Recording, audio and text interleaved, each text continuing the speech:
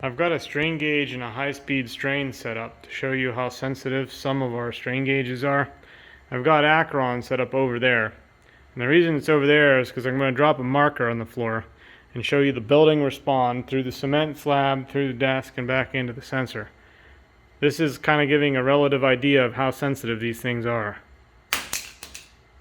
So that right there is the ring down, me dropping that marker on the ground of the entire slab in the building, the desk, and everything transmissible up to right there at that point.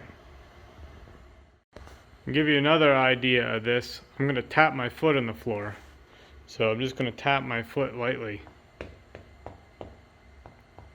That's just me doing that. Tipping my foot on the floor. There it is, about 25 feet away, hanging out. I'm going to stomp my feet, or just one of them. I'm just going to tap it. So I'm going to go like that, and have a look over there. Do it again. I'm not a particularly heavy guy. I am now outside the building with my buddies here, and I'm going to watch the computer in there about 50 feet away. Mind you, we're on a separate slab here. I'm not even on the slab for the building anymore. There's a gap. That door slides in the gap. Alright, so what I'm going to do here is I'm going to stomp. Not even stomp. Again, I'm just going to tap my foot on this slab. That was me doing that right below, like right here outside.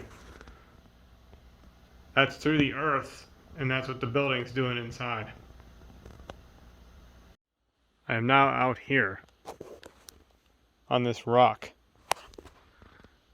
I can try to see the screen from here, and I will stomp on this rock. So ready? There it is. And one last demo to prove it's not funny business. I'm going to wrap on one of these columns.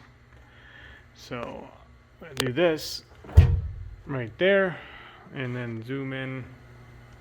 There it is. Let me do that again as you're watching.